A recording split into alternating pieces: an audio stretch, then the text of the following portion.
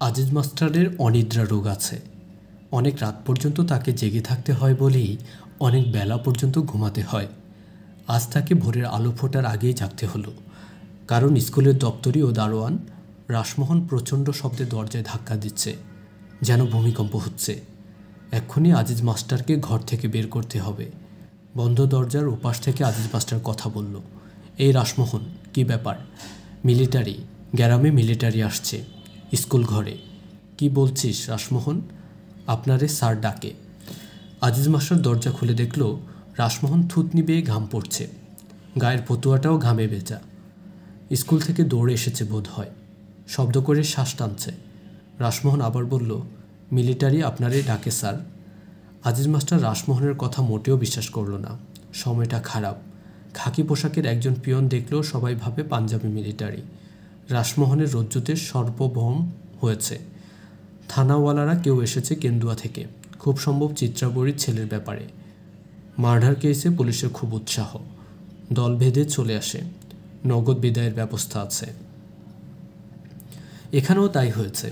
Aziz master অনেকখানি সময় নিয়ে হাত মুখ ধুলো।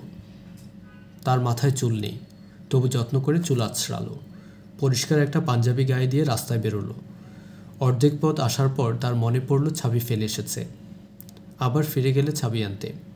বাড়ি ফিরবার পথে সত্যি সত্যি বুঝল গ্রামে মিলিটারি এসেছে। মতিমিয়ার সঙ্গে তার দেখা হলো, রতন মাঝির সঙ্গে দেখা হলো। বাড়ি ঢুকবার মুখে জয়নাল মিয়াকেও ছাতা মাথায় দিয়ে আসতে দেখা গেল। রাসমোহন এদের প্রত্যেককে একবার একবার করে তার অভিজ্ঞতার কথা বলল। রাসমোহনের বর্ণনা মতে সে স্কুল ঘরের বারান্দায় ঘুমাচ্ছিল। তখনও চারদিক অন্ধকার। কে যেন তার পায়ে একটা ঝাঁকুনি দিয়ে মুখে টর্চের আলো ফেলল। সে উঠে বসে দেখে স্কুলে মিলিটারি গিজগিজ করছে। জয়নাল মিয়া নিচু গলায় বলল, আন্দাজ কতজন হইব? 400-500 কম না। কও কি তুমি? বেশিও হইতে পারে। সবটি মস্ত জোয়ান। জোয়ান তো হইবই, মিলিটারি দুবলা পাতলা হয় নাকি? হাতে অস্ত্রপাতি আছে? জয়নাল মিয়া বিরক্ত মুখে বলল, অস্ত্রপাতি তো থাকবই, এরা কি বিয়া করতে আইছে? আজিজ মাস্টার গম্ভীর গলায় বলল, তারপর কি হয়েছে রাসমোহন? তারা আমার নাম জিগাইল। আজিজ মাস্টার বলল, কোন ভাষায়, উর্দু না ইংরেজি? বাংলায় পরিষ্কার জিগাইল তোমার নাম। তুমি কে, কি করো? তা কীভাবে হয়, এরা তো বাংলা জানে না। আমি স্যার পরিষ্কার শুনলাম, নিজের কানে শুনলাম। তারপর বলো, তারপর কি হলো? আমি কইলাম আমার নাম রাসমোহন, আমি স্কুলের দপ্তরি। তখন তারা কইল, হেডমাস্টারের ডাইক্যে আনো। বাংলায় বলল, জি স্যার। আরে কি যে বলে পাগল ছাগলের মতো, এরা বাংলা জানে নাকি? কি শুনতে কি শুনেছ? আজিজ একটা সিগারেট ধরাতে গিয়ে লক্ষ্য করলো তার হাত কাঁপছে এবং প্রস্রাবের বেগ হচ্ছে। খুব খারাপ লক্ষণ। এক্ষুনি হাঁপানির টান শুরু হবে। অতিরিক্ত উত্তেজনায় তার হাঁপানির টান ওঠে। এখন সিগারেট খাওয়াটা ঠিক হবে না জেনেও আজিজ মাস্টার লম্বা লম্বা টান দিতে শুরু করলো। সে সাধারণত জয়নাল মিয়ার সামনে সিগারেট খায় না। জয়নাল মিয়া গম্ভীর গলায় বলল, তুমি যাও মাস্টার, বিষয়টা কি জানি না আসো। আমি কি জন্য যাব? আরে ডাকতাছে তোমারে, তুমি যাইবা না তো যাইবাটাকে? আজিজ মাস্টারের সত্যি সত্যি হাঁপানি টান উঠে গেল। সিগারেট ফেলে দিয়ে সে লম্বা লম্বা শ্বাস নিতে শুরু করলো। জয়নাল মিয়া গম্ভীর গলায় বলল, এরা এখানে থাকবার জন্য আসে নাই, বুঝলা, যাইতেছে অন্য কোনোখানে। ভয়ের কিছু নাই। একটা পাকিস্তানি পতাকা হাতে নিয়ে যাও।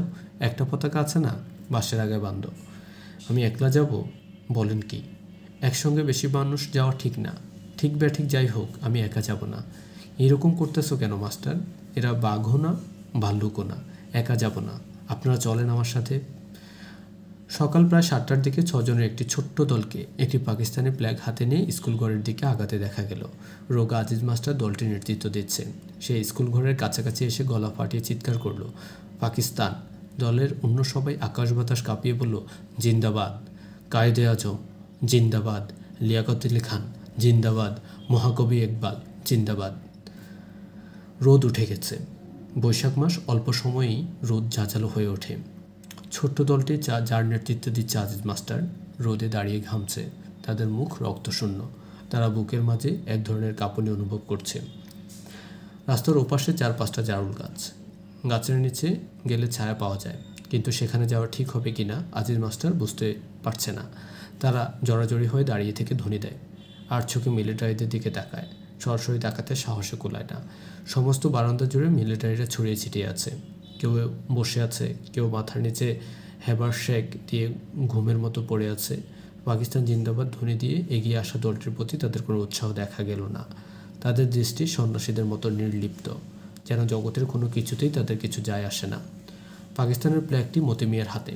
সে হাত উঁচু করে ফ্ল্যাগটি ধোলাচ্ছিল। হাত ব্যথা হয়ে গেছে, কিন্তু নামাবার সাহস হচ্ছে না। আজিজ মাস্টার খুক খুক করে কয়েকবার কাশল। সেই শব্দে বারান্দায় বসা কয়েকজন তাকালো তার দিকে। আজিজ মাস্টার প্রাণপণে কাশি চাপতে চেষ্টা করলো। সময়টা খারাপ, এরকম সময় কাউকে অযথা বিরক্ত করা ঠিক না, কিন্তু ক্রমাগত কাশি উঠছে। আজিজ মাস্টার লক্ষ্য করলো উঠোনে চেয়ার পেতে যে অফিসারটি বসে আছেন তিনি একদৃষ্টিতে তাকিয়ে আছেন তার দিকে। অত্যন্ত রূপবান একজন মানুষ। মিলিটারি পোশাকেও তাকে রাজপুত্রের মতো লাগছে। এর চোখে মুখে কোনো ক্লান্তি নেই, তবে বসে থাকার ভঙ্গিটা শ্রান্তির ভঙ্গি। তিনি তার সামনের টেবিলে পা তুলে দিয়েছেন। পায়ে খয়েরি রঙের মোজা। মানুষটি প্রকাণ্ড, তবে সেই তুলনায় পায়ের পাতা দুটি ছোট। তার কাছাকাছি যে রোগা লোকটি দাঁড়িয়ে আছে তাকে দেখতে বাঙালির মতো লাগছে। তার গায়ে চকচকে নীল রঙের একটা শার্ট। এই লোকটি খুব ঘামছে। ময়লা একটা রুমালে ক্রমাগত ঘাম মুছছে। অফিসারটি মৃদুস্বরে কী যেন বলল নীল শার্ট পরা লোকটিকে দেখে। নীল শার্ট পরা লোকটি তীক্ষ্ণ গলায় বলল, আপনাদের মধ্যে হেডমাস্টার সাহেব কে? আজিজ মাস্টার বুকের মধ্যে শিরশির করতে লাগলো। কে আপনাদের মধ্যে হেডমাস্টার? মতি মিয়া আজিজ মাস্টারের পিঠে মৃদু ধাক্কা দিল। আজিজ মাস্টার কাশির বেগ থামাতে থামাতে বলল, জি আমি। আপনি থাকেন, অন্য সবাইকে যেতে বলেন। যান ভাই, আপনারা সবাই যান, ভয়ের কিছুই নাই। আজিজ মাস্টার একা দাঁড়িয়ে রইল। অন্যরা মনে হলো হাঁপ ছেড়ে বেঁচেছে, তবে তারা চলেও গেল না। জুম্মাগড়ের কাছে ছাতিম গাছের নিচে বসে রইল চুপচাপ। ব্যাপারটা কিছুই বোঝা যাচ্ছে না। মাস্টার ফিরে না আসা পর্যন্ত কিছু পরিষ্কার হবে না। মতি বিড়ি ধরিয়ে টানতে লাগলো। সে জয়নাল মিয়ার সামনে বিড়ি খায় না, এ কথা তার মনে রইল না। সময়টা খারাপ, এই সময় কোনো কিছু মনে থাকে না। ছোট চৌধুরীও সিগারেট ধরালেন। তিনি সকাল থেকেই ঘামছেন। মতি মিয়া বলল, ভয়ের কিছু নাই। কি কন? না, ভয়ের কি? এরা বাঘও না, ভাল্লুকও না, একেবারে খাঁটি কথা। অন্যায় তো কিছু করি নাই, অন্যায় করলে একটা কথা ছিল।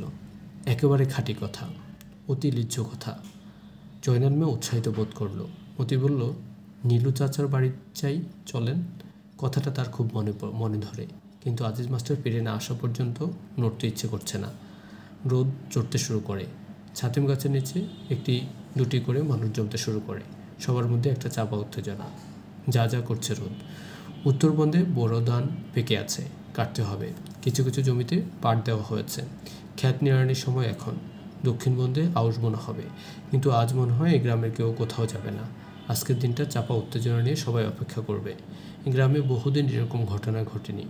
প্রতীকের দেখা গেল বর্ষা জামা গায়ে দিয়ে হনহন করে আসছে, তার বগলে ছাতা। ছাতিম গাছের নিচে একসঙ্গে এতগুলো মানুষ দেখে হকচকে গেল। বিষয় কি? মতি মিয়া ঠান্ডা গলায় বলল, জানো না কিছু? কি জানো? হারে মুসিবত, জানলো এটা টানাটানি। আর কিছুই জানো না? বদি চিন্তিত ভঙ্গিতে তাকায়, কিছু বুঝে উঠতে পারে না। জয়নাল মিয়া ঠান্ডা গলায় বলে, গ্রামে মিলিটারি আইছে। এটা কি কন? এইখানে মিলিটারি আইব কেন? স্কুল ঘরে গিয়া নিজের চোখে দেখো, আজিজ মাস্টার রাখ্যা দিছে। হ্যাঁ, আজ মধুবনে গিয়া কাম নাই, বাড়ির যাও। বদি রাস্তার উপর বসে পড়ে, ফিসফিস করে বলে, কি সর্বনাশ। জয়নাল মিয়া বিরক্ত হয়ে বলে, সর্বনাশের কি আছে? আমরা কি করলাম? কিছু করছি আমরা? বদি মুখ লম্বা করে বসে থাকে। একসময় মৃদুস্বরে বলে, মুসলমানের জন্য ভয়ের কিছু নাই। এরা মুসলমানের খুব খাতির করে, তবে পাক্কা মুসলমান হওয়া লাগে। সাইর কলমা জিজ্ঞেস করে। সবাই মুখ চাওয়াচাই করে। চার কলমা কারো জানা নেই। বদি উৎসাহিত হয়ে বলে, সুন্নত হয়েছে কিনা এটাও দেখে, কাপড় খইলা দেখে। তুমি জানলা কেমনে? নান্দাইল রোডে হুনছি, সুন্নত না থাকলেই দুম গুল্লি। কও কি তুমি? মিলিটারি মানুষ? রাগ বেশি, আমার মতো না, রাগ উঠলেই দুম। বদি একটি বিড়ি ধরিয়ে দ্রুত টানতে থাকে। তার মধুবনে যাওয়া অত্যন্ত দরকার। কে জানে হয়তো মধুবনেও মিলিটারি এসে দোকানপাট জ্বালিয়ে দিয়েছে। সে উঠে দাঁড়ালো। মতি মিয়া বলল, যাও কই? বদি তার উত্তর না দিয়ে উল্টো দিকে হাঁটা শুরু করলো। স্কুল ঘরকে পাশ কাটিয়ে যেতে হবে, হাঁটতে হবে অনেক পথ। কড়া রোদ উঠেছে, আকাশে মেঘের লেশমাত্র নেই। চারদিক যা যা করছে রোদ। বদি হন হন করে ছুটছে। ধন্যবাদ সকলকে এতক্ষণ আমাদের 1971 উপন্যাসটি শুনবার জন্য।